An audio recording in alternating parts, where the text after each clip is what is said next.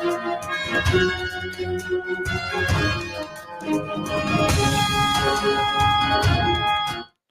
ਸ਼੍ਰੀ ਅਕਾਲ। ਤੁਸੀਂ ਜੁੜੇ ਹੋਏ ਹੋ ਪੰਜਾਬੀ ਰੇਡੀਓ USA ਦੇ ਨਾਲ ਤੇ ਮੈਂ ਹਾਂ ਪ੍ਰਵੀਨ ਸ਼ਰਮਾ ਲੈ ਕੇ ਹਾਜ਼ਰ ਹਾਂ ਪ੍ਰੋਗਰਾਮ ਖਬਰ ਤੇ ਨਜ਼ਰ। ਖਬਰ ਤੇ ਨਜ਼ਰ ਪ੍ਰੋਗਰਾਮ ਦੇ ਵਿੱਚ ਮੇਰੇ ਨਾਲ ਜੁੜ ਚੁੱਕੇ ਨੇ ਮਿੰਟੂ ਗੁਰਸਰੀਆ ਜੀ। ਉਹਨਾਂ ਦਾ ਸਵਾਗਤ ਕਰਦੇ ਹਾਂ ਪਹਿਲਾਂ ਤੇ ਫਿਰ ਵੱਧਦੇ ਹਾਂ ਖਬਰਾਂ ਦੇ ਵੱਲ।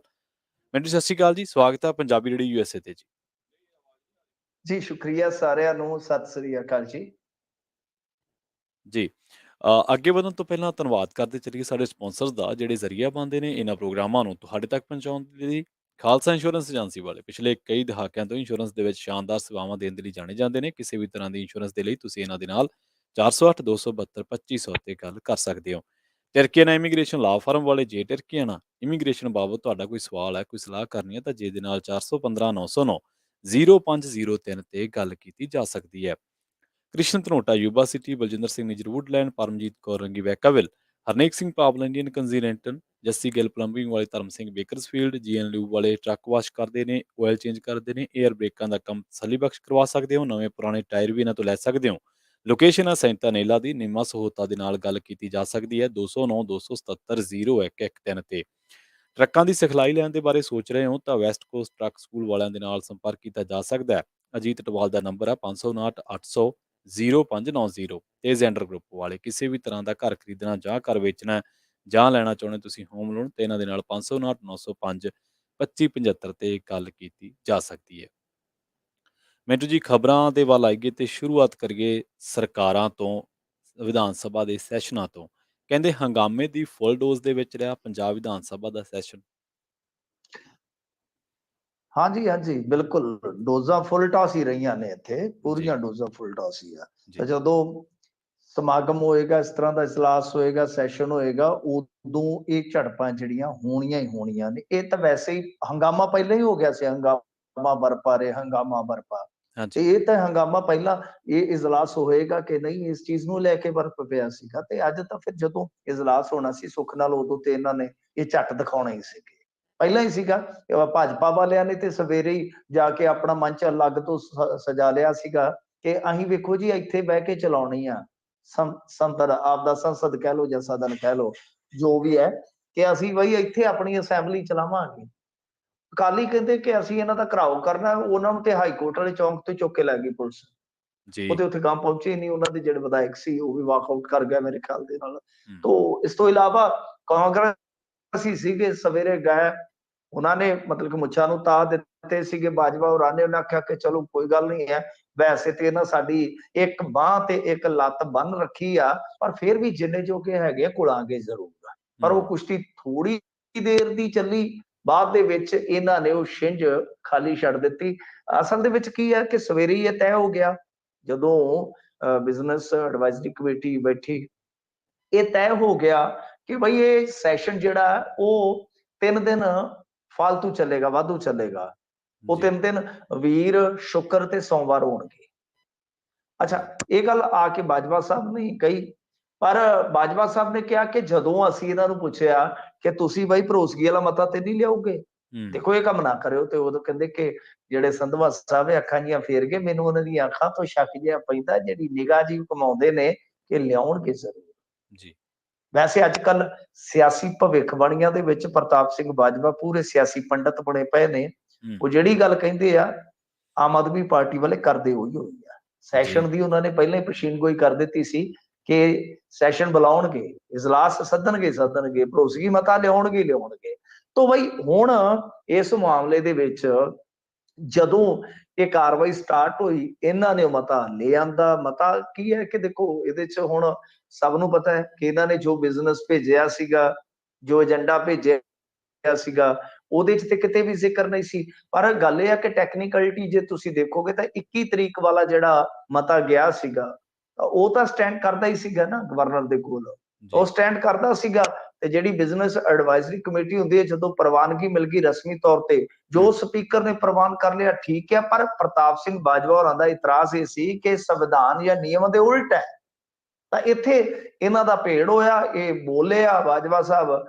ਜਦੋਂ ਉਹਨਾਂ ਦੀ ਵਾਰੀ ਆਈ ਤਾਂ ਫਿਰ ਇਹਨਾਂ ਨੇ ਸਪੀਕਰ ਦੀ ਮੁਖਾਲਫਤ ਸਟਾਰਟ ਕਰ ਦਿੱਤੀ, ਸਪੀਕਰ ਦੇ ਖਿਲਾਫ ਇਹਨਾਂ ਨੇ ਨਾਅਰੇਬਾਜ਼ੀ ਸ਼ੁਰੂ ਕਰ ਦਿੱਤੀ। ਉਹ ਫਿਰ ਉਹਨਾਂ ਦਾ ਇੱਕ ਡਾਇਲੋਗ ਹੈ ਸਪੀਕਰ ਸਾਹਿਬ ਦਾ, ਬਹਿ ਜਾਓ ਬਾਜਵਾ ਸਾਹਿਬ, ਬਹਿ ਜਾਓ, ਬਹਿ ਜਾਓ, ਬਹਿ ਜਾਓ।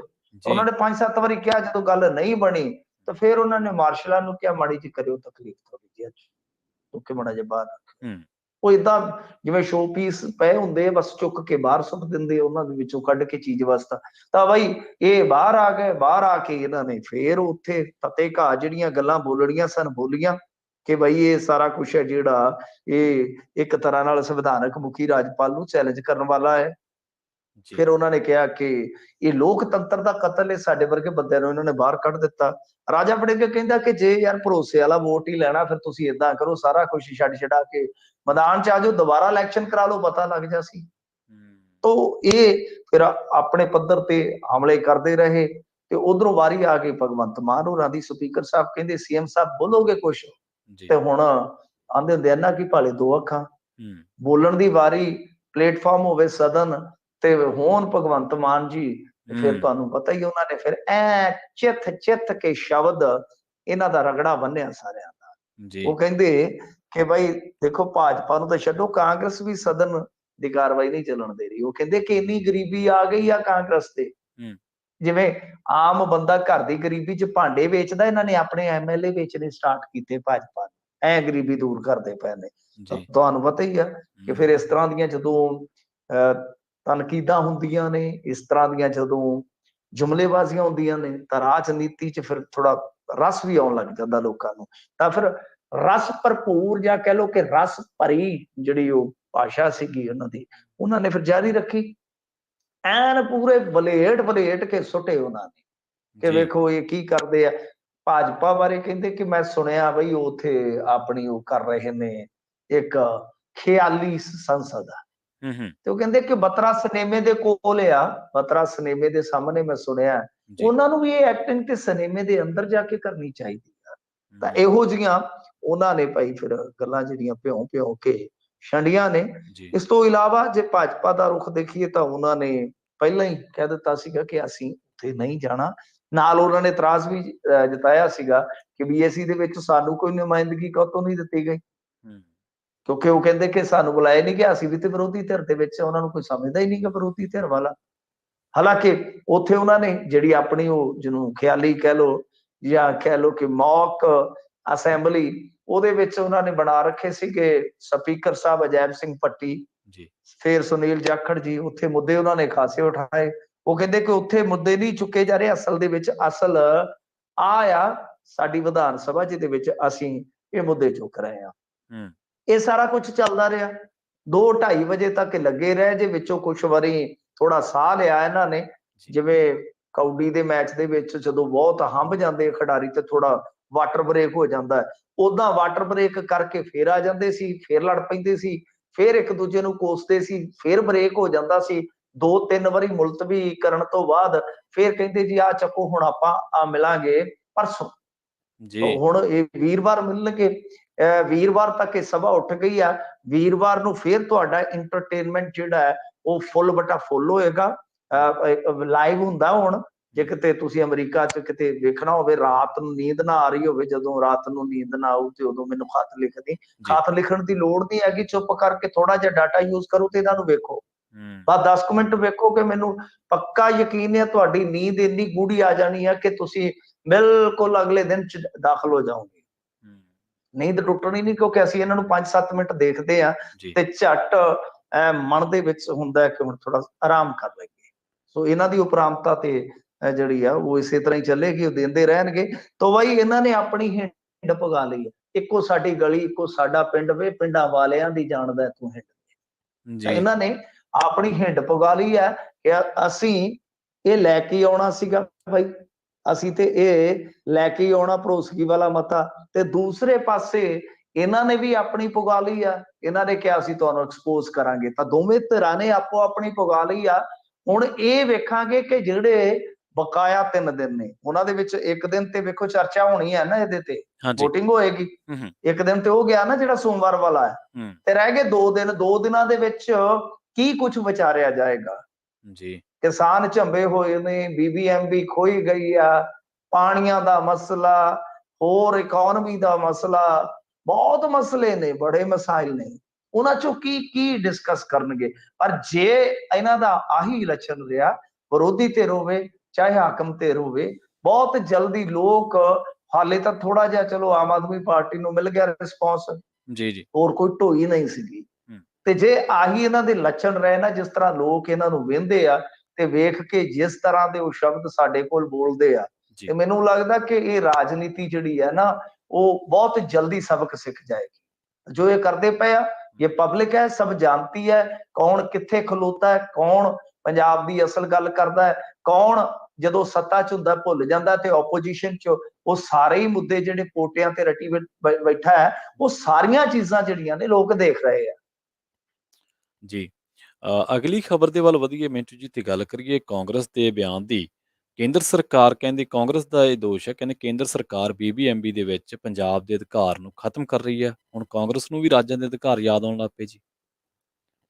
ਨਹੀਂ, ਇਹ ਕਾਂਗਰਸ ਜਿਹੜੀ ਹੈ ਨਾ, ਕਾਂਗਰਸ ਤੇ ਉਹ ਕਾਂਗਰਸ ਆ ਜਿਨ੍ਹਾਂ ਨੇ BBMB ਦੇ ਵਿੱਚ 1300 ਸਾਮੀਆਂ ਸਾਡੇ ਕੋਟੇ ਦੀਆਂ ਜਿਹੜੀਆਂ ਖਾਲੀ ਛੱਡੀ ਰੱਖੀਆਂ ਸੀਗੀਆਂ, ਇਹਨਾਂ ਤੋਂ ਉਹ ਹੀ ਨਹੀਂ ਭਰ ਹੋਈਆਂ, ਜਦ ਕਿ 200 ਕਰੋੜ ਰੁਪਈਆ ਸਾਡਾ ਜਿਹੜਾ ਆ ਉਹ ਉਧਰ ਬਜਟ ਐਲੋਕੇਟ ਹੁੰਦਾ ਰਿਹਾ ਵਾ ਸਾਡੇ ਹਿੱਸੇ ਦਾ। ਜੀ ਸਹੀ ਹੈ। ਚਲੋ ਗੱਲ ਇਹ ਆ ਕਿ ਇਹ ਹੁੰਦਾ ਰਾਜਨੀਤੀ ਦਾ ਤਕਾਜ਼ਾ ਹੁੰਦਾ। ਮੈਂ ਜਿਵੇਂ ਹੁਣੇ ਕਹਿ ਕੇ ਹਟਿਆ ਕਿ ਜਦੋਂ ਇਹ ਆਪੋਜੀਸ਼ਨ ਚ ਆ ਜਾਣਗੇ ਉਦੋਂ ਇਹਨਾਂ ਨੂੰ ਸਾਰਾ ਕੁਝ ਚੇਤੇ ਆ ਜਾਏਗਾ ਜੀ। ਫਿਰ ਤੇ ਇਹਨਾਂ ਨੂੰ ਫੈਡਰਲਿਜ਼ਮ ਵੀ ਚੇਤੇ ਆ ਜਾਏਗਾ, ਫਿਰ ਇਹਨਾਂ ਨੂੰ ਡੈਮੋਕ੍ਰੈਟਿਕ ਵੈਲਿਊਜ਼ ਵੀ ਚੇਤੇ ਆ ਜਾਣਗੀਆਂ, ਫਿਰ ਇਹਨਾਂ ਨੂੰ ਬਹੁਤ ਕੁਝ ਚੇਤੇ ਆ ਜਾਂਦਾ ਹੈ। ਪਰ ਮੱਤ ਉਦੋਂ ਮਾਰੀ ਜਾਂਦੀ ਹੈ ਨਾ ਜਦੋਂ ਇਹ ਸਿੰਘਾਸਨ ਤੇ ਜਾ ਕੇ ਬਹਿੰਦੇ ਆ, ਤੇ ਜਦੋਂ ਤੱਕ ਜਨਤਾ ਇਹਨਾਂ ਦੇ ਲੱਤ ਮਾਰ ਕੇ ਇਹਨਾਂ ਨੂੰ ਥੱਲੇ ਨਹੀਂ ਡੇਗਦੀ, ਉਹਨਾਂ ਚਿਰ ਜਿਹੜੀ ਉਹ ਮੱਤ ਵੱਜੀ ਹੁੰਦੀ ਉਹ ਟਿਕਾਣੇ ਨਹੀਂ ਆਉਂਦੀ। ਇਹਨਾਂ ਨੂੰ ਥੋੜਾ ਹੀ ਇਹ ਪੈਣਾ ਚਾਹੀਦਾ ਬਸ, ਫਿਰ ਉਸ ਤੋਂ ਬਾਅਦ ਠੀਕ ਹੋ ਜਾਂਦੇ ਨੇ। ਐਨ ਹੁਣ ਇਹਨਾਂ ਦੀ ਮੱਤ ਟਿਕਾਣੇ ਆਈ ਪਈ ਹੈ ਰਵਨੀਤ ਬਿੱਟੂ ਹੋਰਾਂ ਦੀ। ਖਲੋ ਜੋ, ਜੇ ਹੋਰ 4 ਸਾਲ ਰਾਜ ਨਾ ਮਿਲਿਆ, ਇਹਨਾਂ ਨੇ ਖੁਦ ਮੁਖਤਿਆਰੀ ਦੀਆਂ ਵੱਧ ਅਧਿਕਾਰਾਂ ਦੀਆਂ ਵੀ ਗੱਲਾਂ ਕਰਨੀਆਂ ਨੇ ਕਾਂਗਰਸੀਆਂ ਨੇ। ਆ ਪੰਜਾਬ ਦੇ ਕਾਂਗਰਸੀ ਤੇ ਪੱਕੇ ਕਰੂਗੇ, ਇਹ ਉਧਰ ਨੂੰ ਹੋ ਤੁਰਨਗੇ ਫਰੋਲੇ ਉਹਦੇ। ਸੋ ਬਾਈ ਹੁਣ BBMB ਦਾ ਕੀ ਹੈ ਕਿ BBMB ਦੇ ਵਿੱਚੋਂ ਤਾਂ ਸਾਫ਼ ਹੀ ਹੈ ਕਿ ਜੋ ਸਾਡੀ ਉੱਥੇ ਨੁਮਾਇੰਦਗੀ ਹੁੰਦੀ ਸੀ ਉਹ ਖਤਮ ਹੋ ਗਈ। ਅੱਜ ਆਖਰੀ ਦਿਨ ਸੀਗਾ, ਅੱਜ ਆਖਰੀ ਦਿਨ ਸੀਗਾ ਉਸ ਨੁਮਾਇੰਦਗੀ ਦਾ ਜੋ ਸਾਨੂੰ ਮਿਲੀ ਸੀਗੀ, ਤਾਂ ਸਾਡਾ ਜਿਹੜਾ ਮੈਂਬਰ ਪਾਵਰ ਆ ਉਹ ਉੱਥੋਂ ਫਾਰਗ ਹੋ ਗਿਆ ਤੇ ਬਸ ਕਿੱਸਾ ਖਤਮ ਹੈ ਜੀ। ਤਾਂ ਗੱਲ ਇਹ ਆ ਕਿ ਹੁਣ ਇਹਦੇ ਤੇ ਕੀ ਕੀਤਾ ਜਾ ਸਕਦਾ। ਠੀਕ ਹੈ, ਚਲੋ ਰਵਨੀਤ ਬਿੱਟੂ ਵਿਰੋਧੀ ਧਿਰ ਦੇ ਵਿੱਚ ਹੀ ਸਹੀ ਬੋਲਿਆ ਤੇ ਹੈਗਾ, ਪਰ ਬਹੁਤੇ ਤੇ ਲੀਡਰਾਂ ਦੇ ਮੈਂ ਜਾ ਕੇ ਚੈੱਕ ਕਰਦਾ ਰਿਹਾ ਟਵਿੱਟਰ ਅਕਾਊਂਟ ਤੇ ਫੇਸਬੁੱਕ ਅਕਾਊਂਟ, ਬਹੁਤਿਆਂ ਨੂੰ ਪਤਾ ਹੀ ਨਹੀਂਗਾ ਕਿ BBMB ਦੇ ਵਿੱਚ ਕੀ ਚੱਲ ਰਿਹਾ। ਅੱਜ ਹਜ਼ੂਰ ਟ੍ਰਿਬਿਊਨ ਦੇ ਵਿੱਚ ਖਬਰ ਛਪੀ ਸੀਗੀ, ਉਹਦੇ ਵਿੱਚ ਇਹ ਖੁਲਾਸਾ ਕੀਤਾ ਗਿਆ ਹੈ ਕਿ 359 ਕਿਊਸੈਕ ਪਾਣੀ ਹਿਮਾਚਲ ਨੂੰ ਤੁਰਿਆ ਗਿਆ ਐਵੇਂ ਬਿਨਾਂ ਗੱਲ ਤੋਂ ਦੋਹਾਂ ਸਰਕਾਰਾਂ ਦੇ ਵਿੱਚ। 78 ਤੋਂ ਹਿਸਾਬ ਲਾ ਲਓ, ਫਰਵਰੀ 78 ਚੋਂ ਵਗਣਾ ਸਟਾਰਟ ਹੋਇਆ ਉਹ, ਤੇ ਆ ਜੁਲਾਈ 22 ਤੱਕ ਲਾ ਲਓ 44 ਸਾਲ ਉਹ ਪਾਣੀ ਵਗਿਆ, ਜਦ ਕਿ ਉਹਨਾਂ ਦੀ ਕੋਈ ਹਿੱਸੇਦਾਰੀ ਨਹੀਂ ਹੈ। ਇਹਨਾਂ ਗੱਲਾਂ ਵਾਸਤੇ ਕੋਈ ਜ਼ਿੰਮੇਵਾਰੀ ਉੱਠੇਗਾ ਹੀ ਨਹੀਂ। ਇਹ ਐਵੇਂ ਬਸ ਉਤਲੀਆਂ ਹੇਠਲੀਆਂ ਮਾਰ ਕੇ 8-8 ਨਿਕਲ ਜਾਣਗੇ ਕਿ ਹਾਂਜੀ BBMB ਦੇ ਵਿੱਚ ਸਾਡੇ ਅਧਿਕਾਰ ਖਤਮ ਕਰ ਰਹੇ, ਤੇ ਤੁਸੀਂ ਜਾ ਕੇ ਉੱਥੇ ਮਰਨ ਵਰਤ ਤੇ ਬਹਿ ਜਾਓ।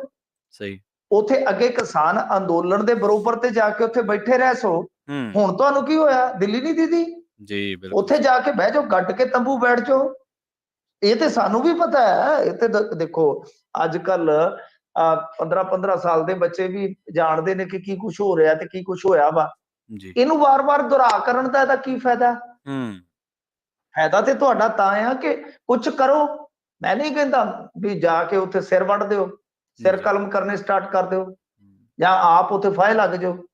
ਘੱਟੋ ਘੱਟ ਉੱਥੇ ਜਾ ਕੇ ਆਪਣੀ ਆਵਾਜ਼ ਤੇ ਬੁਲੰਦ ਕਰੋ, ਆਵਾਜ਼ ਤੇ ਬੁਲੰਦ ਕਰੋ ਕਿ ਹਾਂ ਬਾਈ ਸਾਡੇ ਨਾਲ ਆ ਕੁਝ ਹੋ ਰਿਹਾ ਵਾ। ਹੁਣ ਇਹਨਾਂ ਗੱਲਾਂ ਦਾ ਕੋਈ ਤੁੱਕ ਨਹੀਂ ਬਣਦਾ ਕਿ ਆ ਹੋ ਗਿਆ ਜੀ BBMB ਦੇ ਵਿੱਚ। ਉਹ ਤੇ ਜਦੋਂ ਉਹਨਾਂ ਨੇ ਸਾਰੇ ਅਹੁਦੇ ਹੀ ਖਤਮ ਕਰ ਦਿੱਤੇ, ਹੁਣ ਕੇਂਦਰ ਦੇ ਹੱਥੋਂ ਸਾਰੀ ਵਾਗਡੋਰ ਆ, ਉਹ ਜਿਹਨੂੰ ਮਰਜ਼ੀ ਜੋ ਮਰਜ਼ੀ ਉੱਥੇ ਕਰਾਈ ਜਾਣਗੇ। ਪਰ ਤੁਸੀਂ ਆਪਣੀਆਂ ਜਿਹੜੀਆਂ ਸਫਲਤਾਵਾਂ ਨੇ ਉਹਨਾਂ ਨੂੰ ਕੱਜ ਨਹੀਂ ਜੇ ਸਕਦੇ, ਉਹ ਤੁਹਾਡੀਆਂ ਨੰਗੀਆਂ ਹੀ ਰਹਿਣਗੀਆਂ ਸਦਾ। ਜੋ ਤੁਸੀਂ ਅਸਫਲਤਾਵਾਂ ਜਿਹੜੀਆਂ ਦਰਜ ਕੀਤੀਆਂ, ਜੋ ਤੁਹਾਡੀਆਂ ਡਿਊਟੀ ਸੀਗੀਆਂ, ਜੋ ਤੁਹਾਡੇ ਫਰਜ਼ ਸੀਗੇ। ਜੀ ਬਿਲਕੁਲ ਜੀ। ਅਗਲੀ ਖਬਰ ਦੇ ਵੱਲ ਵਧੀਏ ਮਿੰਟੂ ਜੀ, ਤੇ ਗੱਲ ਕਰੀਏ ਹਰਿਆਣਾ ਗੁਰਦੁਆਰਾ ਪ੍ਰਬੰਧਕ ਕਮੇਟੀ ਦੀ। ਕਹਿੰਦੇ ਦਾਦੂਵਾਲ ਸਾਹਿਬ ਤੇ ਝੀਂਡਾ ਸਾਹਿਬ ਤੇ ਹੋਰ ਜਿੰਨੇ ਵੀ ਸਿੱਖ ਆਗੂ ਉਹਨਾਂ ਦੇ ਵਿਚਾਲੇ ਹੁਣ ਅਖੀਰ ਨੂੰ ਸਹਿਮਤੀ ਬਣੀ ਗਈ। ਤੁਹਾਨੂੰ ਛੋਟੀ ਜੀ ਹਿਸਟਰੀ ਸੁਣਾ ਦਿੰਦਾ। ਜਿਹੜੀ ਹਰਿਆਣੇ ਵਾਲੀ ਕਮੇਟੀ ਹੈ ਨਾ ਜੀ, ਹਰਿਆਣੇ ਵਾਲੀ ਕਮੇਟੀ ਜਿੱਥੋਂ ਬਣੀ ਹੈ, ਇਹਦੇ ਸਭ ਤੋਂ ਵੱਡੇ ਜਿਹੜੇ ਜ਼ਿੰਮੇਵਾਰ ਨੇ ਉਹ ਝੀਂਡਾ ਸਾਹਿਬ ਨੇ। ਝੀਂਡਾ ਸਾਹਿਬ ਕਿਸੇ ਸਮੇਂ ਬਾਦਲ ਹੋਰਾਂ ਦੇ ਸਾਥੀ ਸੀਗੇ।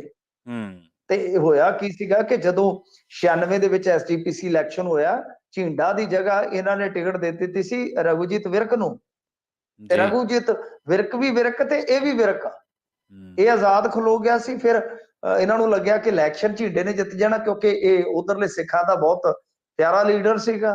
ਹੂੰ, ਕਹਿੰਦੇ ਕਿ ਤੈਨੂੰ ਚੱਲ ਕੋਆਪਟ ਕਰ ਲਾਂਗੇ। ਕੋਆਪਟ ਦਾ ਪਤਾ ਜੀ ਨਾ ਕਿ ਮੁੜ ਕੇ ਮੈਂਬਰ ਲੈ ਜਾਂਦੇ ਨੇ, ਜੀ, ਜੀ, ਕੁਛ ਜਿੱਦਾਂ ਕਹ ਲੋ ਕਿ ਨੋਮੀਨੇਟ ਕਰਕੇ ਉੱਥੋਂ ਕੋਆਪਟ ਕਰਕੇ ਵੀ ਹਰਿਆਣੇ ਚੋਂ ਇੱਕ ਲੈ ਲਿਆ। ਤਾਂ ਹਾਂਜੀ, ਗੱਲ ਇਹ ਆ ਕਿ ਇਹਨਾਂ ਨੇ ਕੋਆਪਟ ਕੀ ਕਰਨਾ ਸੀ, ਜਦੋਂ ਇਲੈਕਸ਼ਨ ਜਿੱਤ ਗਏ, ਹੂੰ, ਕੋਠਾ ਉਸਰਿਆ, ਤਰਖਾਣ ਵਿਸਰਿਆ, ਕਹਾਣੀ ਖਤਮ।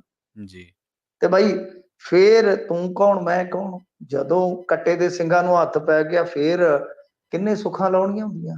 ਹੂੰ, ਉਸ ਤੋਂ ਬਾਅਦ ਫਿਰ ਇਹ ਬੰਦਾ ਬੈਠਾ ਨਹੀਂ, ਉਹਨੇ ਆਖਿਆ ਕੋਈ ਗੱਲ ਨਹੀਂ, ਜੀ, ਤੁਸੀਂ 31 ਪਾਈ ਹੈ ਨਾ, ਪਾ ਕੇ ਤੁਹਾਨੂੰ 51 ਵਹਾਓ। ਤੇ ਹੂੰ, ਫਿਰ ਤੁਸੀਂ ਵੇਖ ਲਓ ਕਿ ਉਦੋਂ ਤੋਂ ਲੱਗਾ ਬੰਦਾ, ਜੀ, 4 ਉਹ ਤੇ 14 18 ਸਾਲਾਂ ਬਾਅਦ ਫਿਰ ਕੱਢ ਦਿੱਤਾ ਉਹਨੇ। ਸੇਹ ਦਾ ਤੱਕ ਲੱਕ ਨਹੀਂ। ਹੂੰ, ਇਹ ਹੁੰਦਾ ਕੁਝ ਬੰਦਿਆਂ ਦੀ ਜ਼ਿੱਦਬਾਜ਼ੀ ਹੁੰਦੀ ਹੈ। ਜੀ, ਇਹ ਤੇ ਚਲੋ ਦਾਦੂਵਾਲ ਸਾਹਿਬ ਦਾ ਦਾਅ ਲੱਗ ਗਿਆ, ਮਤਲਬ ਕਿ ਉਸ ਟਾਈਮ ਜਦੋਂ ਇਹ ਢਿੱਲੇ ਮੱਠੇ ਹੋਏ ਪ੍ਰਧਾਨਗੀ ਲੈ ਲਈ। ਪਰ ਹੁਣ ਵੀ ਚਲੋ ਇਹ ਦੋਵੇਂ ਲੀਡਰ ਜਿਹੜੇ ਆ ਉਹ ਕਦੇ ਕਦੇ ਇਕੱਠੇ ਵੀ ਹੋ ਜਾਂਦੇ ਆ, ਜੀ, ਇੰਨਾ ਕਮਲ ਨਹੀਂ ਘੋਟ ਰਿਹਾ।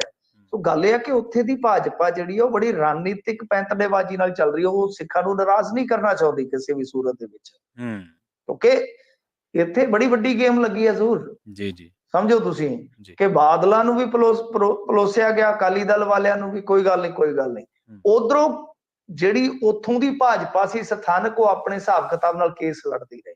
ਉਤਲੀ ਭਾਜਪਾ ਨੇ ਕਿਹਾ ਕੋਈ ਗੱਲ ਨਹੀਂ ਕੋਈ ਗੱਲ ਨਹੀਂ, ਸਭ ਕੁਝ ਠੀਕ ਕਰਾ ਦੇਾਂਗੇ ਤੁਹਾਡਾ, ਹੂੰ, ਠੀਕ ਹੈ ਜੀ। ਜੀ, ਉਧਰੋਂ ਵੀ ਇਧਰੋਂ ਕੈਪਟਨ ਨੂੰ ਕਹਿ ਕੇ, ਕੈਪਟਨ ਅਮਰਿੰਦਰ ਸਿੰਘ ਨੂੰ ਕਹਿ ਕੇ ਹਰਿਆਣੇ ਦੀ ਕਮੇਟੀ ਦੇ ਹੱਕ ਦੇ ਵਿੱਚ ਇਹ ਮਾਮਲਾ ਕਰਵਾਇਆ ਗਿਆ। ਜੀ, ਇਹਨਾਂ ਨੇ ਪਹਿਲਾਂ ਪੰਜਾਬ ਸਰਕਾਰ ਦਾ ਸਟੈਂਡ ਕੁਝ ਹੋਰ ਸੀ, ਜਦੋਂ ਸਰਕਾਰ ਬਦਲ ਗਈ, ਹੂੰ, ਕਿਉਂਕਿ 14 ਦੇ ਵਿੱਚ ਕੰਮ ਚੱਲਿਆ, ਉਦੋਂ ਸਰਕਾਰ ਕਿਹੜੀ ਸੀਗੀ, ਸਰਕਾਰ ਸੀ ਅਕਾਲੀ ਦਲ ਭਾਜਪਾ ਦੀ। ਜੀ, ਪਰ ਜਦੋਂ 17 ਦੀ ਸਰਕਾਰ ਬਦਲ ਗਈ, ਫਿਰ ਆ ਗਈ ਕੈਪਟਨ ਦੀ ਕਹਿ ਲਓ ਜਾਂ ਅੱਧੀ ਪਛੱਧੀ ਭਾਜਪਾ ਦੀ ਕਹਿ ਲਓ।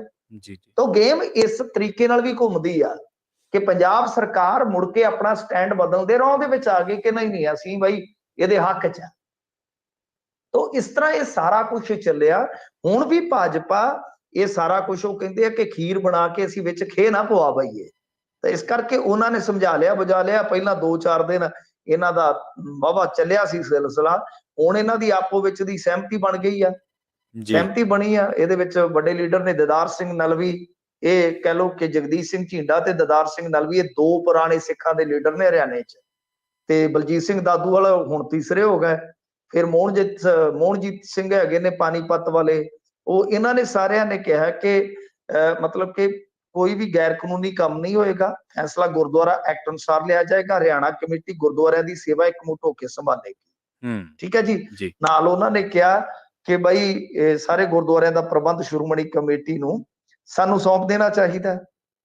ਤੇ ਫਿਰ ਉਹਨਾਂ ਨੇ ਇੱਕ ਗੱਲ ਹੋਰ ਕਹੀ ਹੈ ਕਿ ਜੀ, ਕੁਰੂਕਸ਼ੇਤਰ ਦੇ ਇਤਿਹਾਸਕ ਗੁਰਦੁਆਰਾ ਪਾਤਸ਼ਾਹੀ 6ਵੀਂ ਵਿੱਚ ਗੋਲਕ ਦੇ ਚੜਾਵੇ ਦੀ ਗਿਣਤੀ ਕੀਤੀ। ਉਹਨਾਂ ਦੋਸ਼ ਲਾਇਆ ਕਿ ਸ਼੍ਰੋਮਣੀ ਕਮੇਟੀ ਇੱਥੋਂ ਦੀ ਗੋਲਕ ਨੂੰ ਹੜੱਪਣਾ ਚਾਹੁੰਦੀ ਹੈ। ਤਾਂ ਇਹ ਇੱਕ ਦੂਜੇ ਤੇ ਇਲਜ਼ਾਮ ਤਰਾਸ਼ੀ ਵੀ ਹੋ ਰਹੀ ਹੈ। ਤੋ ਖੈਰ ਭਾਜਪਾ ਇਹਨਾਂ ਦੋਨਾਂ ਧਿਰਾਂ ਨੂੰ ਟਕਾ ਕੇ, ਮੈਨੂੰ ਲੱਗਦਾ ਕਿ ਦੋਨਾਂ ਧਿਰਾਂ ਨੂੰ ਨੁਮਾਇੰਦਗੀ ਦਵਾ ਜੀ, ਦੇਗੀ। ਪਰ ਜੇ ਬਖੇੜਾ ਹੁੰਦਾ ਤਾਂ ਉਹਦਾ ਫਾਇਦਾ ਡੈਫੀਨਿਟਲੀ ਤੁਹਾਨੂੰ ਪਤਾ ਹੈ ਸ਼੍ਰੋਮਣੀ ਕਮੇਟੀ ਨੂੰ ਹੋਏਗਾ। ਉਸ ਸੂਰਤ ਦੇ ਵਿੱਚ ਉਹ ਜਿਹੜਾ ਲਾਹਾ ਲੈਣਾ ਹੈ, ਹਾਂਜੀ, ਤਾਂ ਕਿਉਂਕਿ ਦੇਖੋ ਸਿੱਖਾਂ ਦੀ ਵਸੋਂ ਹੈਗੀ ਆ ਉੱਥੇ, ਇਹ ਤਾਂ ਠੀਕ ਹੈ ਕਿ ਬਹੁਤੀਆਂ ਸੀਟਾਂ ਤੇ ਨਤੀਜਿਆਂ ਤੇ ਤਾਂ ਕੋਈ ਅਸਰ ਨਹੀਂ ਹੁੰਦਾ, ਪਰ ਕੁਝ ਸੀਟਾਂ ਤੇ ਨਤੀਜਿਆਂ ਦੇ ਅਸਰ ਹੁੰਦਾ। ਪਰ ਜਿਹੜੀ ਇੰਨੀ ਵੋਟ ਹੈ, ਲੱਖਾਂ ਦੇ ਤਾਦਾਦ ਦੇ ਵਿੱਚ ਵਸੋਂ ਤੇ ਹੈਗੀ ਹੈ ਨਾ, 20-25 ਲੱਖ ਤੇ ਸਿੱਖ ਹੈਗੇ ਨੇ ਹਰਿਆਣੇ 'ਚ। ਹਾਂਜੀ, ਪਰ ਕੁਝ ਥਾਵਾਂ ਤੇ ਉਹ ਇੰਨੀ ਕੁ ਵੋਟ ਰੱਖਦੇ ਕਿ ਕੁਝ ਸੀਟਾਂ ਨੂੰ ਪ੍ਰਭਾਵਿਤ ਕਰ ਦਿੰਦੇ ਆ। ਉਹ ਸੀਟਾਂ ਹੀ ਨਹੀਂ, ਬਲਕਿ ਮੈਂ ਜਿਵੇਂ ਕਹਿੰਦਾ ਹੁੰਦਾ ਕਿ ਨਰਿੰਦਰ ਮੋਦੀ ਲਈ ਸਿੱਖ ਜਿਹੜੇ ਆ ਉਹ ਇੱਕ ਬਹੁਤ ਕੰਮ ਦੀ ਚੀਜ਼ ਬਣਦੇ ਨੇ, ਕਿ ਜੀ, ਇਹ ਦਰਸਾਉਣ ਵਾਸਤੇ ਕਿ ਅਸੀਂ ਘੱਟ ਗਿਣਤੀਆਂ ਲਈ ਵੇਖੋ ਕੀ ਕੁਝ ਕਰਦੇ ਹਾਂ। ਹੂੰ, ਤਾਂ ਉਹ ਚੀਜ਼ ਲਈ ਉਹ ਸਹਾਰਾ ਲੱਭਦੇ ਆ ਹਮੇਸ਼ਾ ਤੋਂ। ਬਈ ਹੁਣ ਦੇਖਣਾ ਹੋਏਗਾ ਇਹ ਕਮੇਟੀ ਵਾਲੇ ਕਿਵੇਂ ਲੈਂਦੇ ਨੇ, ਇਧਰ ਸ਼੍ਰੋਮਣੀ ਕਮੇਟੀ ਵਾਲੇ। ਤਾਂ ਉਹਨਾਂ ਨੇ ਤੇ ਇੱਕ ਵਾਰੀ ਉਹ ਜਿਹੜਾ ਆਪਸ ਦੇ ਵਿੱਚ ਆਪੋ ਧਾਪੀ ਵਾਲਾ ਦੌਰ ਸੀ, ਉਹਨੂੰ ਕਾਬੂ ਪਾ ਲਿਆ ਵਾ। ਜੀ। ਅਗਲੀ ਖਬਰ ਦੇ ਵੱਲ ਵਧੀਏ ਮਿੰਟੂ ਜੀ, ਤੇ ਗੱਲ ਕਰੀਏ ਬਹੁ ਕਰੋੜੀ ਟੈਂਡਰ ਘੁਟਾਲੇ ਦੀ। ਇਸ ਘੁਟਾਲੇ ਦੇ ਮਾਮਲੇ ਦੇ ਵਿੱਚ ਆਸ਼ੂ ਦੀ ਜ਼ਮਾਨਤ ਤੇ ਫੈਸਲਾ ਰਾਖਵਾਂ ਰੱਖ ਲਿਆ ਜੀ ਅਦਾਲਤ ਨੇ। हाँ जी, हाई कोर्ट ने ये फैसला राखवा रख लिया। राखवे का मतलब ये कि किसी दिन भी पटाखा पै जाएगा, फैसला आ जाएगा कि भाई बेल या जेल, दोवां चों किहड़ी चीज आ जी कोर्ट दस देगी। सारियां जदों इन्हां दियां दलीलां सारियां आर्गूमेंट्स सुन लईआं जांदियां, उस तो बाद अदालत ਉਹਨੂੰ रिजर्व रख लैंदी है। ਉਹ ਕਿਸੇ ਰੋਜ਼ ਵੀ ਸੁਣਾ ਸਕਦੀ ਹੈ। ਉਹਦੇ ਚ ਕੋਈ ਮਤਲਬ ਕਿ ਪਾਰਟਿਕੂਲਰ ਕੋਈ ਇੱਕ ਦਿਨ ਨਹੀਂ ਮਿੱਥਿਆ ਹੁੰਦਾ ਕਿ ਇਸ ਦਿਨ ਹੀ ਇਹ ਸਾਰਾ ਕੁਝ ਹੋਏਗਾ। ਰਿਜ਼ਰਵ ਦਾ ਮਤਲਬ ਕਿ ਸਵੇਰੇ ਵੀ ਉਹ ਫੈਸਲਾ ਆ ਸਕਦਾ ਹੈ। ਤਾਂ ਦੱਸਦੇ ਆ ਕਿ ਦੋਵਾਂ ਧਿਰਾਂ ਦੇ ਵਿੱਚ ਬੜੀ ਜ਼ਬਰਦਸਤ ਉੱਥੇ ਝੜਪ ਹੋਈ ਹੈ। ਝੜਪ ਇਹ ਨਹੀਂ ਹੈ ਕਿ ਜੁੰਡੋ ਜੁੱਡੀ ਹੋ ਜਾਂਦੇ ਨੇ, ਕਿ ਇੱਕ ਦੂਜੇ ਨਾਲ ਦਲੀਲਾਂ ਦੀ ਝੜਪ। ਤਾਂ ਦੋਹੇ ਧਿਰਾਂ ਨੇ ਬਹੁਤ ਜ਼ਬਰਦਸਤ ਉੱਥੇ ਆਰਗੂਮੈਂਟ ਦਿੱਤੇ ਨੇ।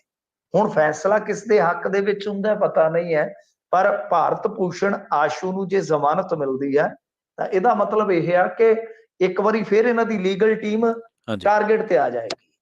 ਕਿਉਂ? ਕਿਉਂਕਿ ਵੇਖੋ ਨਾ, ਮਜੀਠੀਆ ਤੋਂ ਲੈ ਕੇ ਗਿਲਜ਼ੀਆਂ ਤੱਕ ਬਹੁਤ ਸਾਰੇ ਐਸੇ ਮਾਮਲੇ ਨੇ ਕਿ ਪਹਿਲਾਂ ਤਾਂ ਇਹਨਾਂ ਦਾ ਲੀਗਲ ਸੈੱਟ ਬਣਿਆ ਹੀ ਨਹੀਂ ਚੰਗੀ ਤਰ੍ਹਾਂ ਜੀ।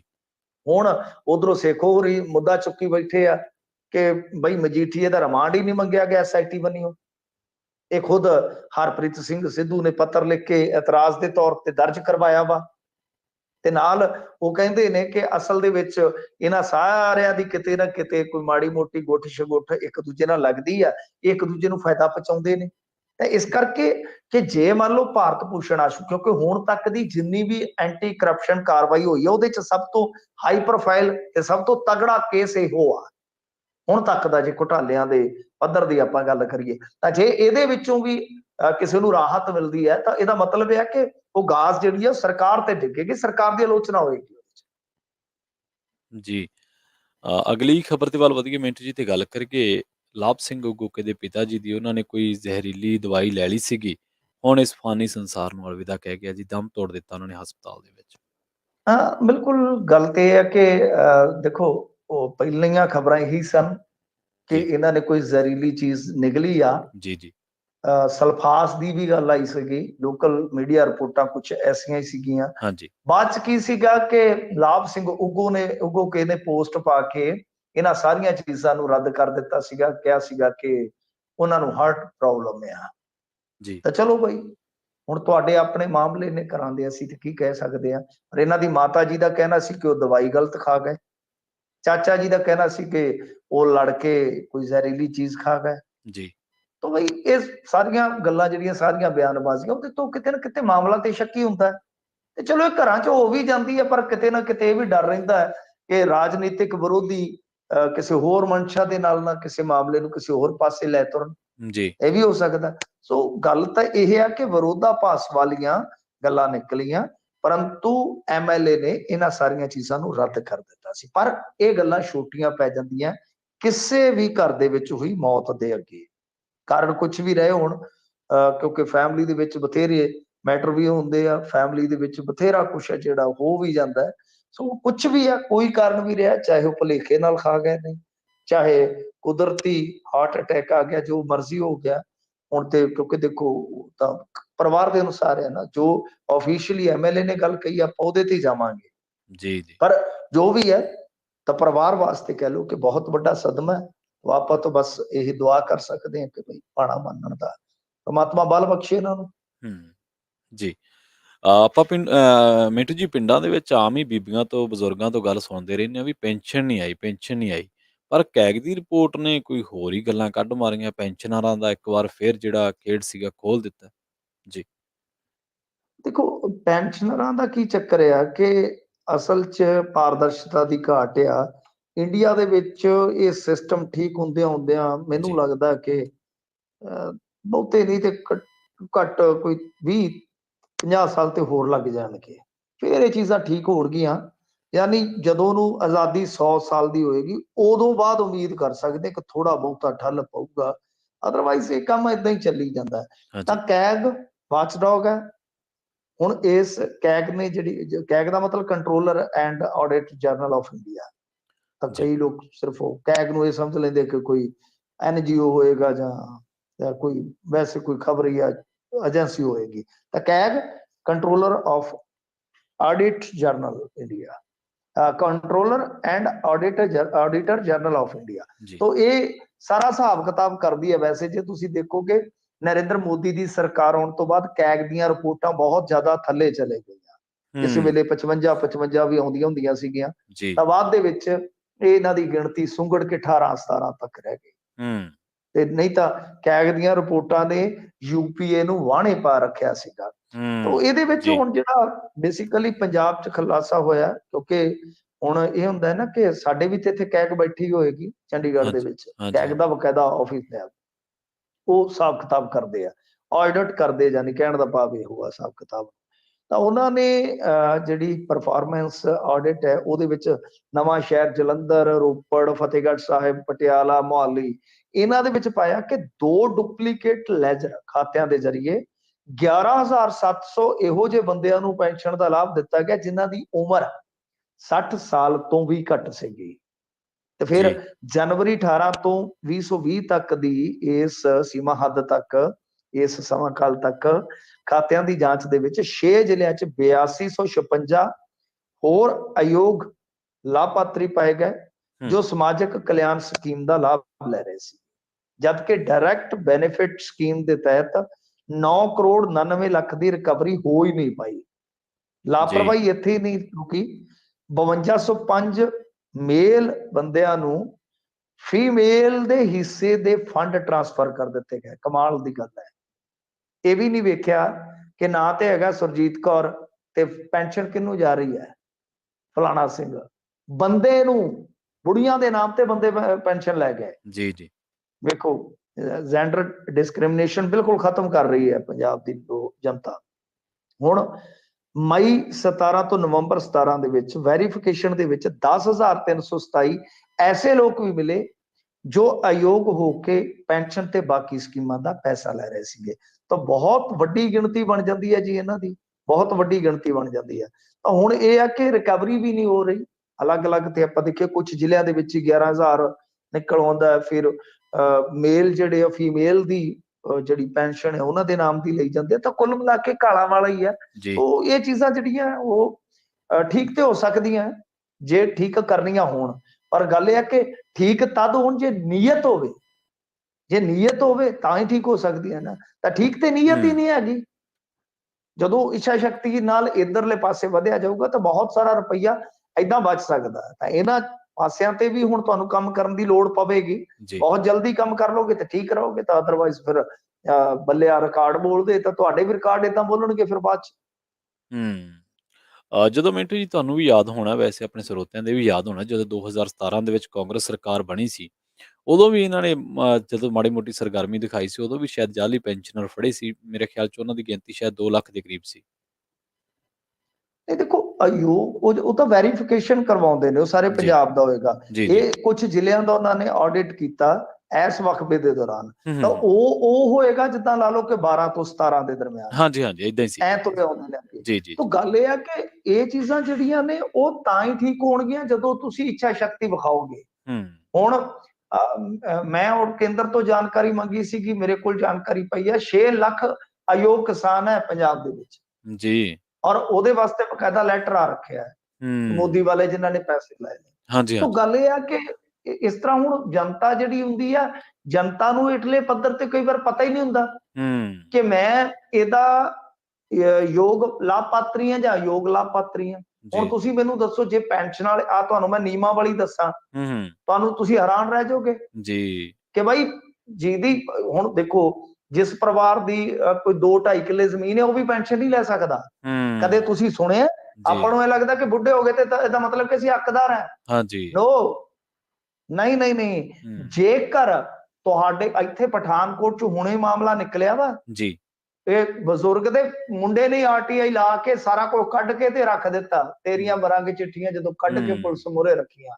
ਉਹ ਕਹਿੰਦਾ ਕਿ ਬਾਪੂ ਕੋਲ 11 ਕਿੱਲੇ ਪੈਲੀ ਆ ਤੇ ਬੁਢਾਪਾ ਪੈਨਸ਼ਨ ਲੈਣ ਡਿਆ ਜੇ। ਹਜ਼ੂਰ ਉਹ ਪੈਸਾ ਵਾਪਸ ਹੋ ਗਿਆ। ਸੋ ਹੇਠਲੇ ਪੱਧਰ ਤੇ ਜਨਤਾ ਨੂੰ ਪਤਾ ਨਹੀਂ ਹੁੰਦਾ, ਪੰਚ ਸਰਪੰਚ ਮੁਲਾਜ਼ੇਦਾਰੀ ਉਹ ਸਾਰਾ ਉਹਨਾਂ ਨੂੰ ਮਤਲਬ ਕਿ ਕਰ ਦਿੰਦੀ ਹੈ ਟਿੱਚ। ਉਸ ਤੋਂ ਬਾਅਦ ਜਦੋਂ ਫਿਰ ਇਸ ਤਰ੍ਹਾਂ ਦੀ ਵੈਰੀਫਿਕੇਸ਼ਨ ਹੁੰਦੀ ਹੈ ਉਦੋਂ ਇਹ ਨਿਕਲ ਆਉਂਦੇ ਆ, ਪਰ ਸਰਕਾਰ ਜਾਂ ਸਿਆਸਤ ਉਹ ਤਾਂ ਨਹੀਂ ਕੁਝ ਕਰਦੀ ਕਿਉਂਕਿ ਵੋਟ ਬੈਂਕ ਨਾਲ ਜੁੜਿਆ ਹੁੰਦਾ। ਬਿਲਕੁਲ। ਸਹੀ ਹੈ ਮਿੰਟੂ ਜੀ।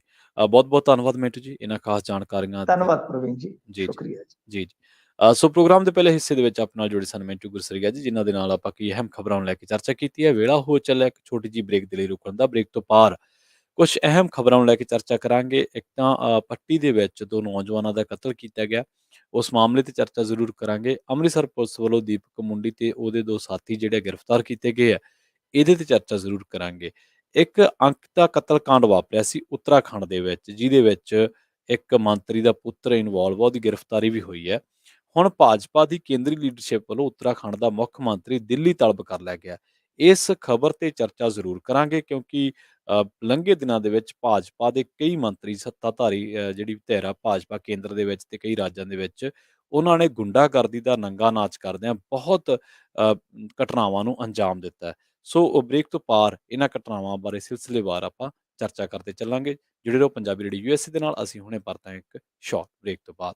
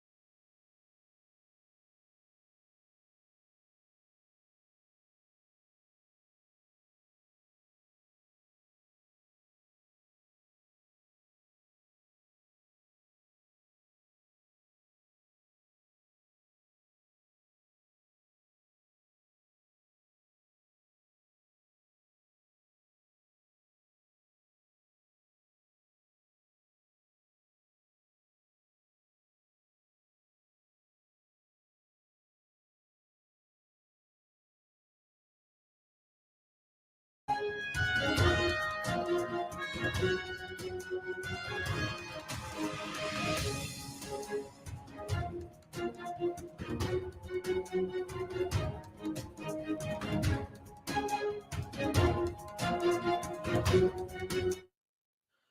ਤੋਂ ਬਾਅਦ ਇੱਕ ਵਾਰ ਮੁੜ ਤੋਂ ਤੁਹਾਡਾ ਸਾਰਿਆਂ ਦਾ ਸਵਾਗਤ ਹੈ ਪ੍ਰੋਗਰਾਮ ਖਬਰ ਤੇ ਨਜ਼ਰ ਦੇ ਵਿੱਚ। ਤੁਸੀਂ ਜੁੜੇ ਹੋਏ ਹੋ ਪੰਜਾਬੀ ਰੇਡੀਓ ਯੂਐਸਏ ਦੇ ਨਾਲ ਤੇ ਮੈਂ ਹਾਂ ਪ੍ਰਵੀਨ ਸ਼ਰਮਾ।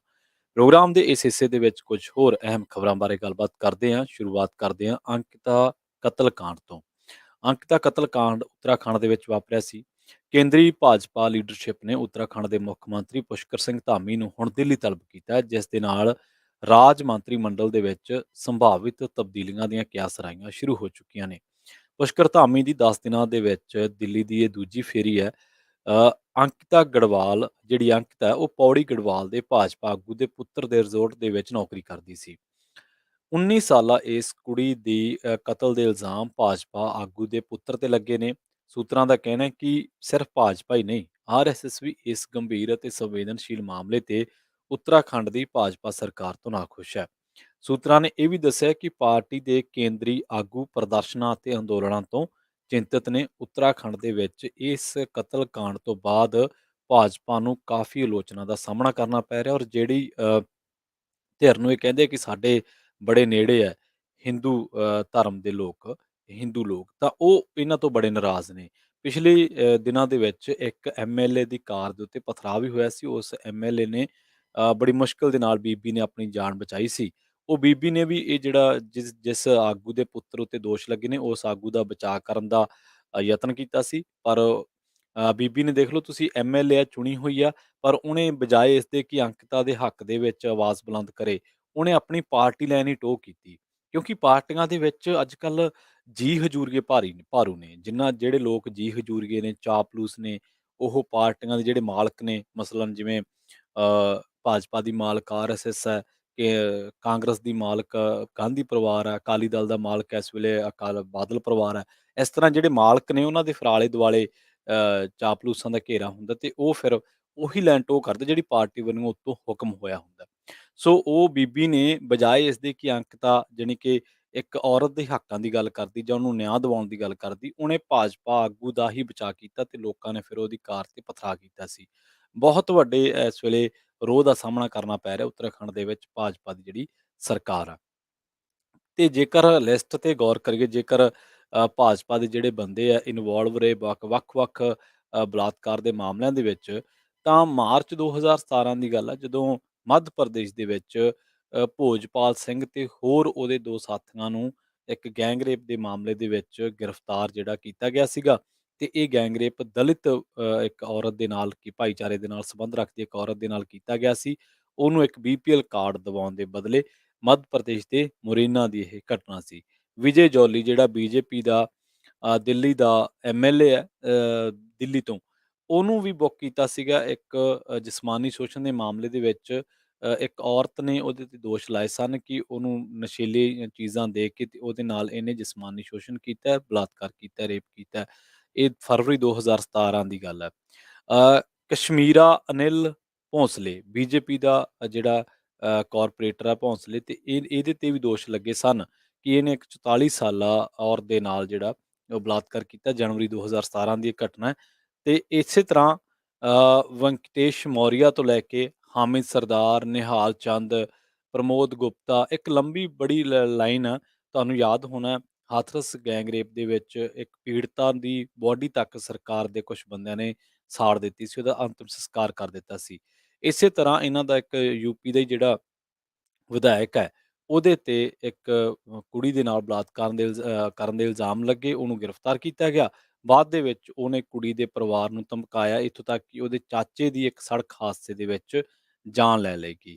ਸੋ ਇਸ ਤਰ੍ਹਾਂ ਦੀਆਂ ਕਈ ਘਟਨਾਵਾਂ ਜਿਹੜੀਆਂ ਨੇ ਉਹ ਵਾਪਰੀਆਂ ਨੇ, ਜਿਨ੍ਹਾਂ ਨੇ ਦੇਸ਼ ਨੂੰ ਸ਼ਰਮਸਾਰ ਕੀਤਾ ਹੈ। ਮੋਦੀ ਸਾਹਿਬ ਬੜੀ ਹਿੱਕ ਠੋਕ ਕੇ ਕਹਿੰਦੇ ਨੇ ਕਿ ਸਬਕਾ ਸਾਥ ਸਬਕਾ ਵਿਕਾਸ, ਜਾਂ ਔਰਤ ਦੀਆਂ ਗੱਲਾਂ ਕਰਦੇ ਨੇ, ਤੇ ਇਹਨਾਂ ਦੀ ਜਿਹੜੀ ਬੀਬੀ ਹੈ ਇੱਕ ਬਹੁਤ ਤੇਜ਼ ਤਰਾਰ ਹੈ ਸਿਮਰਤੀ ਇਰਾਨੀ, ਉਹ ਵੀ ਵੱਖ-ਵੱਖ ਮਸਲਿਆਂ ਤੇ ਔਰਤਾਂ ਦੇ ਹੱਕਾਂ ਦੀ ਗੱਲ ਕਰਦੀ ਹੈ। ਪਰ ਪਤਾ ਨਹੀਂ ਕਿਉਂ ਜਦੋਂ ਇਸ ਤਰ੍ਹਾਂ ਦੀ ਕੋਈ ਘਟਨਾ ਵਾਪਰ ਜਾਂਦੀ ਹੈ, ਉਦੋਂ ਬੀਬੀ ਮੂੰਹ ਦੇ ਵਿੱਚ ਘੂੰਕਣੀਆਂ ਪਾ ਲੈਂਦੀ ਹੈ। ਖੈਰ, ਆਪਾਂ ਰੁੱਖ ਕਰੀਏ ਅੰਮ੍ਰਿਤਸਰ ਸਾਹਿਬ ਦਾ, ਜਿੱਥੋਂ ਗੈਂਗਸਟਰ ਰਣਵੀਰ ਸਿੰਘ ਉਰਫ ਰਾਣਾ ਕੰਧੋਵਾਲੀਆ ਦੇ ਕਤਲ ਮਾਮਲੇ ਦੇ ਵਿੱਚ ਪੁਲਿਸ ਨੇ ਸ਼ਾਰਪ ਸ਼ੂਟਰ ਦੀਪਕ ਮੁੰਡੀ ਤੇ ਉਹਦੇ ਸਾਥੀ ਕਪਿਲ ਪੰਡਤ ਤੇ ਰਜਿੰਦਰ ਦੀ ਗ੍ਰਿਫਤਾਰੀ ਪਾਈ ਹੈ ਇਸ ਮਾਮਲੇ ਦੇ ਵਿੱਚ। ਪਿਛਲੇ ਸਾਲ ਦੀ ਗੱਲ ਆ, ਅਗਸਤ ਮਹੀਨੇ ਦੀ, ਤੇ ਇੱਕ ਨਿੱਜੀ ਹਸਪਤਾਲ ਦੇ ਵਿੱਚ 4 ਬੰਦਿਆਂ ਨੇ ਹਸਪਤਾਲ ਦੇ ਵਿੱਚ ਵੜ ਕੇ ਗੋਲੀਆਂ ਮਾਰ ਕੇ ਕੰਧੋਵਾਲੀਏ ਦਾ ਕਤਲ ਕਰ ਦਿੱਤਾ ਸੀ। ਅੰਮ੍ਰਿਤਸਰ ਪੁਲਿਸ ਨੇ ਦੀਪਕ ਮੁੰਡੀ ਤੇ ਉਹਦੇ ਸਾਥੀਆਂ ਨੂੰ ਮਾਨਸਾ ਜੇਲ੍ਹ ਦੇ ਵਿੱਚੋਂ ਪ੍ਰੋਡਕਸ਼ਨ ਵਾਰੰਟ ਤੇ ਲਿਆ ਕੇ ਅਦਾਲਤ ਦੇ ਵਿੱਚ ਪੇਸ਼ ਕੀਤਾ ਹੈ। ਇਸ ਤੋਂ ਪਹਿਲਾਂ ਇਹਨਾਂ ਨੂੰ ਪੰਜਾਬੀ ਗਾਇਕ ਸਿੱਧੂ ਮੂਸੇਵਾਲਾ ਦੇ ਕਤਲ ਮਾਮਲੇ ਦੇ ਵਿੱਚ ਗ੍ਰਿਫਤਾਰ ਕੀਤਾ ਗਿਆ ਸੀ। ਪੁਲਿਸ ਕਮਿਸ਼ਨਰ ਅਰੁਣਪਾਲ ਸਿੰਘ ਨੇ ਦੱਸਿਆ ਕਿ ਅਦਾਲਤ ਨੇ ਇਹਨਾਂ ਨੂੰ 5 ਦਿਨ ਦੇ ਪੁਲਿਸ ਰਿਮਾਂਡ ਤੇ ਭੇਜਿਆ ਤੇ ਹੁਣ ਪੁਲਿਸ ਰਿਮਾਂਡ ਦੇ ਦੌਰਾਨ ਇਹਨਾਂ ਤੋਂ ਕੁਝ ਗੱਲਾਂ ਪੁੱਛਣ ਦੀ, ਪੁਲਿਸ ਤੁਹਾਨੂੰ ਪਤਾ ਹੀ ਹੈ ਪੁਲਿਸ ਰਿਮਾਂਡ ਤੇ ਕੀ ਹੁੰਦਾ, ਹੌਲੀ ਹੌਲੀ ਨਾਲੇ ਸੇਵਾ ਪਾਣੀ ਹੋਊਗਾ ਤੇ ਨਾਲੇ ਇਹਨਾਂ ਤੋਂ ਪੁੱਛਗਿੱਛ ਕਰੂਗੀ ਪੁਲਿਸ। ਖੈਰ, ਆਪਾਂ ਅਗਲੀ ਖਬਰ ਦੇ ਵੱਲ ਵਧੀਏ। ਪੱਟੀ ਦੀ ਗੱਲ ਕਰੀਏ ਤਾਂ ਪਿੰਡ ਗੁਦਾਈਕੇ ਪੈਂਦਾ ਹੈ, ਪੱਟੀ ਥਾਣਾ ਸਦਰ ਪੱਟੀ ਦੇ ਵਿੱਚ, ਤੇ 2 ਨੌਜਵਾਨਾਂ ਜਿਨ੍ਹਾਂ ਦਾ ਨਾਮ ਗੁਰਦਰਸ਼ਨ ਸਿੰਘ ਉਰਫ ਸੋਨਾ ਦੱਸਿਆ ਗਿਆ ਹੈ, ਜੋਤ ਸਿੰਘ ਵਾਲੇ ਦਾ ਇਹ ਤੇ ਸ਼ਿੰਦਰ ਸਿੰਘ ਜਿਹੜਾ ਜੰਡ ਪਿੰਡ ਦਾ ਰਹਿਣ ਵਾਲਾ, ਇਹਨਾਂ ਦਾ ਕਤਲ ਜਿਹੜਾ ਕਰ ਦਿੱਤਾ ਗਿਆ। ਘਟਨਾ ਨੂੰ ਅੰਜਾਮ ਦੇਣ ਤੋਂ ਬਾਅਦ ਮ੍ਰਿਤਕ ਨੌਜਵਾਨਾਂ ਦੇ ਮੋਬਾਈਲ ਫੋਨਾਂ ਦੀ ਭੰਨਤੋੜ ਕਰਕੇ ਮੁਲਜ਼ਮ ਭੱਜ ਗਏ ਤੇ ਉਸ ਤੋਂ ਬਾਅਦ ਫਿਰ ਮ੍ਰਿਤਕ ਨੌਜਵਾਨਾਂ ਦੇ ਘਰ ਨੌਜਵਾਨਾਂ ਦੇ ਕਤਲ ਦੀ ਜਿਹੜੀ ਸੂਚਨਾ ਉਹ ਦਿੱਤੀ ਗਈ ਸੀ। ਇਸ ਤੋਂ ਬਾਅਦ ਸਥਾਨਕ ਪੁਲਿਸ ਵੀ ਉੱਥੇ ਪਹੁੰਚੀ ਤੇ ਪਰਿਵਾਰਕ ਮੈਂਬਰ ਵੀ ਪਹੁੰਚੇ। ਦੋਵੇਂ ਨੌਜਵਾਨ ਆਪਸ ਵਿੱਚ ਕਰੀਬੀ ਦੋਸਤ ਸਨ ਤੇ ਜਿਹੜਾ ਗੁਰਦਰਸ਼ਨ ਸਿੰਘ ਹੈ ਇਹ ਇਹਦੀ ਰਿਸ਼ਤੇਦਾਰੀ ਵੀ ਸੀਗੀ ਜੋਤ ਸਿੰਘ ਵਾਲੇ ਬੈਂਕ ਦੇ ਮਾਲਕ ਮਲਕੀਤ ਸਿੰਘ ਦੇ ਨਾਲ। ਸੋ ਉਹ ਕਹਿੰਦਾ ਕਿ ਰਿਸ਼ਤੇਦਾਰਾਂ ਨੇ ਜਿਹੜਾ ਉਹਨੂੰ ਸੱਦਿਆ ਸੀਗਾ ਗੁਦਾਈਕੇ ਪਿੰਡ, ਤੇ ਉਸ ਤੋਂ ਬਾਅਦ ਫਿਰ ਜਿਹੜਾ 4-5 ਵਿਅਕਤੀ ਪਹਿਲਾਂ ਹੀ ਉੱਥੇ ਮੌਜੂਦ ਸਨ, ਦੋਵਾਂ ਧਿਰਾਂ ਦੇ ਵਿਚਾਲੇ ਕਿਸੇ ਗੱਲ ਨੂੰ ਲੈ ਕੇ ਬਹਿਸ ਹੋ ਗਈ ਤੇ ਉਸ ਤੋਂ ਬਾਅਦ ਤੇਜ਼ਧਾਰ ਹਥਿਆਰਾਂ ਦੇ ਨਾਲ ਇਸ ਕਤਲ ਦੀ ਘਟਨਾ ਨੂੰ ਅੰਜਾਮ ਜਿਹੜਾ ਉਹ ਦਿੱਤਾ ਗਿਆ। ਉਧਰ ਗੱਲ ਕਰੀਏ ਚੰਡੀਗੜ੍ਹ ਯੂਨੀਵਰਸਿਟੀ ਘੜੂੰਆਂ ਦੇ ਮਾਮਲੇ ਦੀ। ਇਸ ਮਾਮਲੇ ਦੇ ਵਿੱਚ ਇਤਰਾਜ਼ਯੋਗ ਵੀਡੀਓ ਮਾਮਲੇ ਦੇ ਵਿੱਚ 4 ਮੁਲਜ਼ਮਾਂ ਨੂੰ ਭਾਰੀ ਸੁਰੱਖਿਆ ਪ੍ਰਬੰਧਾਂ ਦੇ ਹੇਠ ਖਰੜ ਦੀ ਅਦਾਲਤ ਦੇ ਵਿੱਚ ਪੇਸ਼ ਕੀਤਾ ਗਿਆ। ਅਦਾਲਤ ਨੇ ਚਾਰਾਂ ਨੂੰ 5 ਦਿਨ ਦੇ ਹੋਰ ਪੁਲਿਸ ਰਿਮਾਂਡ ਤੇ ਭੇਜ ਦਿੱਤਾ ਹੈ ਤੇ ਸਰਕਾਰੀ ਵਕੀਲ ਨੇ ਕਿਹਾ ਕਿ ਬੀਤੇ ਦਿਨੀ ਗ੍ਰਿਫਤਾਰ ਕੀਤੇ ਗਏ ਸੰਜੀਵ ਸਿੰਘ ਤੋਂ ਜੇਕਰ ਪੁੱਛ ਪੜਤਾਲ ਸਖਤੀ ਦੇ ਨਾਲ ਕੀਤੀ ਗਈ ਤਾਂ ਉਹਦੇ ਕੋਲ ਹੋਰ ਜਾਣਕਾਰੀ ਹਾਸਲ ਹੋ ਸਕਦੀ ਹੈ। ਆਪਾਂ ਲਗਾਤਾਰ ਪੰਜਾਬੀ ਰੇਡੀਓ ਯੂਐਸਏ ਤੇ ਇਸ ਘਟਨਾ ਨੂੰ ਫੋਲੋ ਅਪ ਕਰ ਰਹੇ ਹਾਂ ਤੇ ਇਸੇ ਦੇ ਵਿੱਚ ਇਹ ਗੱਲ ਸਾਹਮਣੇ ਆਈ ਸੀਗੀ ਕਿ ਇਹ ਜਿਹੜਾ ਸੰਜੀਵ ਸਿੰਘ ਹੈ ਇਹ ਫੌਜ ਦੇ ਵਿੱਚ ਨੌਕਰੀ ਕਰਦਾ ਤੇ ਉਹ ਕੁੜੀ ਦੇ ਨਾਲ ਇਹਦੀ ਦੋਸਤੀ ਸੀਗੀ। ਪਰ ਹੁਣ ਇਹ ਤਾਰਾਂ ਫੌਜ ਤੋਂ ਗਾਂਹ ਵੀ ਨੇ ਜਾਂ ਕਿਸੇ ਹੋਰ ਸਾਈਟ ਦੇ ਨਾਲ ਨੇ ਜਾਂ ਕੁਛ ਨੇ, ਤਾਂ ਪੁਲਿਸ ਉਹ ਚੀਜ਼ਾਂ ਖੰਗਾਲਣ ਦੀ ਕੋਸ਼ਿਸ਼ ਜਿਹੜੀ ਹੈ ਇਸ ਮਾਮਲੇ ਦੇ ਵਿੱਚ ਕਰੇਗੀ। ਪਰ ਇਸ ਮਾਮਲੇ ਨੇ ਇੱਕ ਵਾਰ ਫਿਰ ਵਿਦਿਅਕ ਅਦਾਰਿਆਂ ਨੂੰ ਸ਼ਰਮਸਾਰ ਕੀਤਾ ਤੇ ਇਹ ਜਿਹੜੀ ਚੰਡੀਗੜ੍ਹ ਯੂਨੀਵਰਸਿਟੀ ਹੈ ਇਹ ਤੋਤਾ ਸਿੰਘ ਦੇ ਨਜ਼ਦੀਕੀ ਸਤਨਾਮ ਸਿੰਘ ਸੰਧੂ ਦੀ ਹੈ, ਜਿਹੜਾ ਬੀਜੇਪੀ ਦਾ ਬੜਾ ਨਜ਼ਦੀਕੀ ਹੈ। ਜਿਸ ਦਿਨ ਇਹ ਘਟਨਾ ਵਾਪਰਦੀ ਹੈ ਉਸ ਦਿਨ ਉਹਨੇ ਮੋਦੀ ਦਾ 72ਵਾਂ ਜਨਮ ਦਿਨ ਬੜੇ ਸ਼ਾਨੋ ਸ਼ੌਕਤ ਤਰੀਕੇ ਨਾਲ ਮਨਾਇਆ। ਹੁਣ ਦੇਖੋ, ਇਹ ਬੰਦਾ ਉਹੀ ਹੈ ਜਿਹੜਾ ਕਿਸਾਨੀ ਅੰਦੋਲਨ ਦੇ ਦਰਮਿਆਨ ਵੀ ਬੀਜੇਪੀ ਦੇ ਬੜਾ ਨੇੜੇ ਹੋਣ ਦੀ ਕੋਸ਼ਿਸ਼ ਕਰ ਰਿਹਾ ਸੀ। ਪਰ ਉਦੋਂ ਇਹਦੀ ਦਾਲ ਨਾ ਗਲੀ, ਉਦੋਂ ਇਹਨੇ ਵੇਖਿਆ ਕਿ ਹੁਣ ਮਾਹੌਲ ਥੋੜ੍ਹਾ ਜਿਹਾ ਗਰਮ ਹੈ। ਫਿਰ ਹੌਲੀ ਹੌਲੀ ਤੁਹਾਨੂੰ ਪਤਾ ਜਿਹੜੇ ਬੰਦੇ ਜਿਨ੍ਹਾਂ ਨੇ ਪੈਸਾ ਬਣਾਉਣਾ ਪੰਜਾਬ ਦੇ ਵਿੱਚ, ਉਹਨਾਂ ਨੂੰ ਪਤਾ ਹੈ ਕਿ ਈਡੀ ਤੋਂ ਬਚੇ ਬਿਨਾਂ ਪੈਸਾ ਨਹੀਂ ਬਣ ਸਕਦਾ। ਸੋ ਈਡੀ ਦੇ ਡਰੋਂ ਹੀ ਹੁਣ ਤੱਕ ਕਈ ਜਿਹੜੇ ਆ ਬੀਜੇਪੀ ਨੂੰ ਜੁਆਇਨ ਕਰ ਰਹੇ ਆ। ਪਰ ਇਸ ਘਟਨਾ ਨੇ ਆਪਾਂ ਨੂੰ ਸਾਰਿਆਂ ਨੂੰ ਸ਼ਰਮਸਾਰ ਕੀਤਾ। ਉਸ ਤੋਂ ਬਾਅਦ ਬੰਬੇ ਦੇ ਵਿੱਚ ਇੱਕ ਯੂਨੀਵਰਸਿਟੀ ਦੇ ਵਿੱਚ ਘਟਨਾ ਵਾਪਰੀ ਇਸੇ ਤਰ੍ਹਾਂ ਐਮਐਮਐਸ ਵਾਇਰਲ ਹੋਣ ਦੀ, ਤੇ ਲਵਲੀ ਯੂਨੀਵਰਸਿਟੀ ਜਿਹੜੀ ਹੈ ਉਹਦੇ ਵਿੱਚ ਵੀ ਇੱਕ ਵਿਦਿਆਰਥੀ ਦੀਆਂ ਖੁਦਕੁਸ਼ੀ ਦੀਆਂ ਖਬਰਾਂ ਆਪਾਂ ਸਾਰੇ ਸਾਂਝੀਆਂ ਕਰਦੇ ਰਹੀਏ। ਲਵਲੀ ਯੂਨੀਵਰਸਿਟੀ ਉਹੀ ਹੈ ਜਿਹੜੀ ਯੂਨੀਵਰਸਿਟੀ ਦਾ ਮਾਲਕ ਆਮ ਆਦਮੀ ਪਾਰਟੀ ਨੇ ਰਾਜ ਸਭਾ ਦੇ ਵਿੱਚ ਭੇਜਿਆ। ਲਵਲੀ ਯੂਨੀਵਰਸਿਟੀ ਉਹੀ ਹੈ ਜਿਹਦੇ ਬਾਰੇ ਬਹੁਤ ਪਹਿਲਾਂ ਪੰਜਾਬੀ ਰੇਡੀਓ ਯੂਐਸਏ ਤੇ ਇੱਕ ਰਿਪੋਰਟ ਕੀਤੀ ਸੀ ਕਿ ਇਸ ਯੂਨੀਵਰਸਿਟੀ ਨੇ 7 ਕਨਾਲਾਂ ਬੜੀ ਮਹਿੰਗੇ ਭਾਅ ਦੀ ਜ਼ਮੀਨ ਜਿਹੜੀ ਹੈ ਦੱਬੀ ਹੋਈ ਆ। ਉਸ ਰਿਪੋਰਟ ਦੇ ਵਿੱਚ ਪੰਜਾਬ ਦੇ ਸਿਰਮੌਰ ਗਾਇਕ ਹੰਸਰਾਜ ਹੰਸ ਦੇ ਪੁੱਤਰਾਂ ਵੱਲੋਂ ਵੀ ਦੱਬੀ ਗਈ ਜ਼ਮੀਨ ਦੇ ਵੇਰਵੇ ਸਨ। ਸਮਾਂ ਇਜਾਜ਼ਤ ਨਹੀਂ ਦਿੰਦਾ, ਖਬਰਾਂ ਹੋਰ ਬਥੇਰੀਆਂ ਨੇ। ਅਗਲਾ program update America, Punjabi radio USA ਦੀ ਅਗਲੀ ਪੇਸ਼ਕਸ਼ ਅਪਡੇਟ ਅਮਰੀਕਾ। ਉਸ ਪ੍ਰੋਗਰਾਮ ਦੇ ਵਿੱਚ ਹਰਜੋਤ ਸਿੰਘ ਖਾਲਸਾ ਜੀ ਤੇ ਰਾਜ ਕਰਮਵੀਰ ਸਿੰਘ ਜੀ ਅਮਰੀਕਾ ਦੇ ਨਾਲ ਵਿਸ਼ਵ ਭਰ ਦੇ ਵਿੱਚ ਵਾਪਰੀਆਂ ਅਹਿਮ ਤੇ ਖਾਸ ਘਟਨਾਵਾਂ ਬਾਰੇ ਤੁਹਾਨੂੰ ਦੇਣਗੇ ਜਾਣਕਾਰੀਆਂ। ਜੁੜੇ ਰਹੋ ਪੰਜਾਬੀ ਰੇਡੀਓ ਯੂਐਸਏ ਦੇ ਨਾਲ। ਤੇ ਆਖਿਰ ਦੇ ਵਿੱਚ ਇੱਕ ਵਾਰ ਫਿਰ ਤੋਂ ਤੁਹਾਨੂੰ ਸਭ ਨੂੰ ਪਿਆਰ ਸਤਿਕਾਰ ਸਹਿਤ ਸਤਿ ਸ਼੍ਰੀ ਅਕਾਲ।